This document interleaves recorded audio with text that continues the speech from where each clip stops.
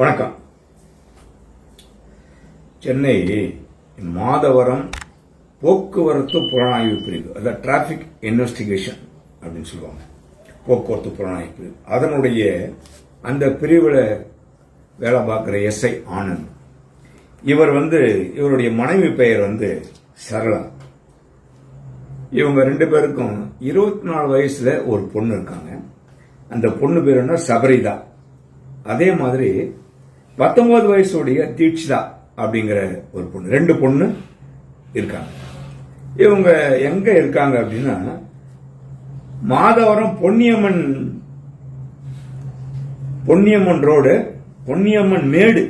Ponniyamman road இல்ல, பொன்னியம்மன் மேடு, தணிகாசலம் நகர் 4வது தெருவில் குடும்பத்தோட ஆனந்து வசித்து வருகிறார்.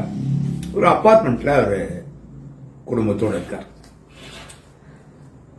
2 நாட்களுக்கு முன்னால இவர் என்ன பண்றாருன்னா, மெடிக்கல் லீவ் எடுக்கிறார். ஒரு 2 days மெடிக்கல் லீவ் எடுத்துன்னு கிளம்புறார். 2 நாள் மெடிக்கல் லீவ் அவர் எதனால எடுக்கிறார் அப்படின்னா, ரொம்ப அவருடைய மைண்ட் ரொம்ப ஸ்ட்ரெஸ்ல இருந்திருக்காரு, மன அழுத்தத்தில் இருந்திருக்காரு, மன உளைச்சல் இருந்திருக்காரு. அதனாலதான் மெடிக்கல் லீவ் 2 நாள் எடுத்திருக்காரு. சரி, ஓகே. மெடிக்கல் லீவ் எடுத்துட்டு எங்க போறார் அப்படின்னா, அவங்க அம்மா வீட்டுக்கு போறார். எப்போ போறாருன்னா,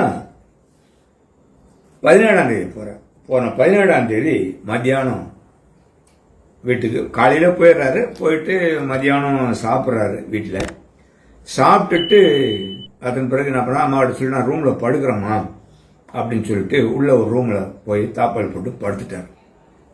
படுத்து நல்லா தூங்கிட்டார். அப்புறம் இவங்க என்ன பண்றாங்க, சரி ஈவினிங் ஆகி போச்சு, இன்னும் புள்ள வேண்டுகளையே அப்படின்னு சொல்லி கதவு தட்டுறாங்க.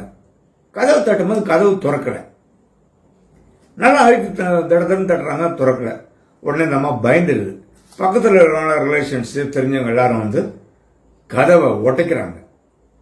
கதவை உடைச்சுக்கின்னு உள்ள போறாங்க.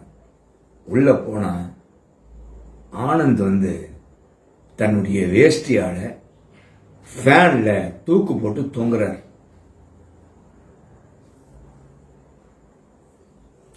தூக்கு போட்டு சூசைட் பண்ணிக்கினார்.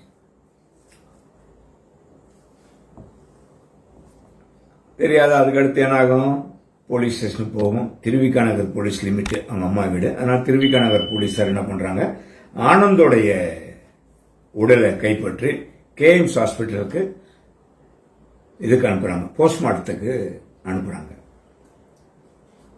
இவர் நம்ம எஸ்ஐக்கு அந்த அளவுக்கு அவர் ஒன்றும் ஒரு கெட்ட பேர், நல்ல பேர் தான் இருந்திருக்கு அவருக்கு. அவர்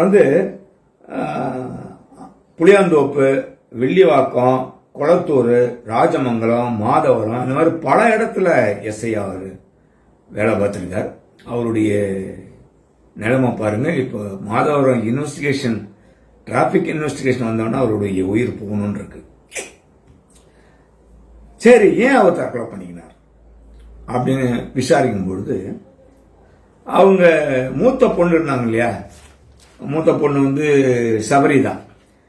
சபரிதாக்கு கொஞ்ச நாளைக்கு முன்னால கல்யாணம் பண்ணி வைக்கணும் அப்படின்னு பேச்சுவார்த்தை நடந்திருக்கு. வீட்டில் பேச்சுவார்த்தை நடந்து நிச்சயதார்த்தத்துக்கு ஏற்பாடு பண்றாங்க. மாப்பிள்ளையெல்லாம் பிக்ஸ் பண்ணி நிச்சயத்துக்கு ஏற்பாடு பண்றாங்க. அப்போ நிச்சயத்துக்கு ஏற்பாடு செய்கின்ற நிலையில் சபரிதா சூசைட் அட்டன் பண்றாங்க, தற்கொலை செய்வதற்கு முயற்சிக்கிறாங்க. அதுக்கப்புறம் அவங்களை காப்பாற்றி ஹாஸ்பிட்டல் ராஜீவ்காந்தி, கவர்மெண்ட் ராஜீவ்காந்தி ஜிஹெச்ல அட்மிட் பண்ணிருக்காங்க. இன்னைக்கு வரைக்கும் அந்த பொண்ணு சீரியஸா இருக்கு. சோ இதனால இவர் மன உளைச்சலாகி ரொம்ப டென்ஷன் ஆகி என்ன பண்றதுன்னு தெரியாத மெடிக்கல் லீவ் போட்டு அம்மா வீட்டுக்கு போயிட்டார். ஆனா அம்மாவுக்கும் தெரியாது இந்த விஷயம். புள்ள மெடிக்கல் லீவ் போட்டு வந்தானே, எதுக்கு வந்தா போனாலும் தெரியாது. அம்மா வீட்டில் போய் இந்த மாதிரி ஆயிப்போச்சு. இதனால இப்ப என்ன பிரச்சனை அப்படின்னா, போலீஸே இருக்கட்டுங்க, அவங்களுக்கு பிரச்சனை அப்படின்னா அவங்களால அதை சமாளிக்க முடியாது. அவங்களுடைய பணியில எவ்வளவு சுமை இருக்கட்டும் அசால்ட்டா தட்டி தூக்கிடுவாங்க. ஆனா தன்னுடைய பர்சனலா, அதுவும் குடும்பத்தில் பிரச்சனை அப்படின்னா அவங்களால ஹேண்டில் பண்ண முடியாது, டீல் பண்ண முடியாது, ரொம்ப இதாகிடுவாங்க. இப்போ அந்த நேரத்தில் தான் நாம் ரொம்ப ஜாக்கிரதையாக உஷாராக இருக்கணும். இப்போ நமக்கு ஒரு பிரச்சனை, டென்ஷன் ஆகுது, நம்மளுக்கு எதிராக எல்லாம் பண்ணிட்டு இருக்கிறாங்க அப்படின்னா அந்த இடத்த விட்டு நைஸ் நகர்ந்து வெளியே போயிடணும். அப்போதான் நம்ம மைண்ட் ரிலாக்ஸ் ஆகும், மைண்ட் ரிலீஃப் ஆகும். அங்கேயே இருந்தோம்னா டென்ஷன் ஆகிடுவோம், பெரிய பிரச்சனை ஆகிடும், கை கலப்பாகும், ஏதோ ஒன்று ஆகிடும். அந்த இடத்த விட்டு நம்ம வெளியே போயிட்டோம்னா நம்ம ஃப்ரீ, உடனே நம்ம மைண்ட் ரிலாக்ஸ் ஆகிடும். இந்த மாதிரி தற்கொலை செய்து கொள்வதுன்றது சாதாரண விஷயம் இல்லை, ரொம்ப பயங்கரமான முடிவு அது. அதாவது உயிர் போகும்போது துடி துடிச்சு உயிர் போகும். இந்த மாதிரி ஒரு முடிவு எடுக்கின்ற பொழுது கொஞ்சம் சிந்திக்கணும், ஒரு செகண்ட் சிந்திச்சு. குடும்ப பிரச்சனை எல்லாருக்கிட்டையும் சொல்லிட்டு இருக்க முடியாது, உறவினர்கிட்ட கூட சொல்ல முடியாது. ஆனால் க்ளோஸாக இருக்கலாம் பாருங்க, ஃப்ரெண்டு, அவங்ககிட்ட சொல்லலாம். ஃப்ரெண்டுகிட்ட சொன்னால் ஒரு சொல்யூஷன் கிடைக்கும். அப்படி இல்லையா, கல்யாணம் பண்ண போறேன்னு அந்த பெண்ணுகிட்ட கேட்டாங்களா இல்லையான்னு தெரியல, கேட்டு அதுக்கு விருப்பமா அப்படிங்கிறது கேட்கணும். இப்பெல்லாம் அப்படிதாங்க. இப்ப நம்மள மனைவியை பார்க்காம கல்யாணம் பண்ணிக்கணும். இப்ப அப்படி கிடையாது.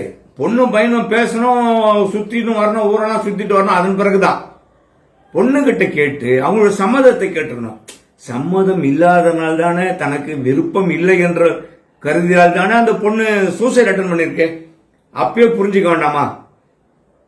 தன்னுடைய பொண்ணை காப்பாத்தி அதுக்கு என்ன ரெமெடி, அதுக்கு நம்ம என்ன மேற்கொண்டு என்ன செய்யணும்ன்றத யோசிக்காம சடன் ப்ரோவோகேஷன்ல போய் தூக்க மாட்டேங்கிறார். இதுதான் எல்லாருமே செய்யறதுதான். இது இவர் ஒரு அதாவது சாதாரண ஒரு மனுஷனா மாறிட்டாரு. ஒரு போலீஸா இல்ல, அவர் போலீஸா சிந்திச்சிருந்தாருன்னா இந்த நிலைமை வந்திருக்காரு. சூசைட் பண்ணிட்டு இருக்க மாட்டார், யாருகிட்டையும் பகிராம இருந்திருக்காரு. பகிர்ந்திருந்தால் இந்த பிரச்சனை கிடையாது. ஆக இந்த மன அழுத்தம், மனம் இறுக்கம் என்பது இந்த மாதிரிலாம் போய் தள்ளிடும் மனுஷனை, மரணத்தில் எப்பயும் விட்டுடும். எப்போ ஏற்பட்டுன்னு இந்த மாதிரி ஆயிடுவாங்க. அது பர்சனல் மேட்டர் இல்லை. அதனால நாம கலந்து ஆலோசனை பண்ணி எல்லா விஷயத்தையும் முடிவு எடுக்கணும். தன் மகளாகவே இருந்தாலும் பேசணும், கேட்கணும். சரி, இது மாதிரி பிரச்சனை இருக்கு, என்ன பண்ணலாம் அப்படின்னு ஃப்ரெண்டுகிட்ட டிஸ்கஸ் பண்ணணும்.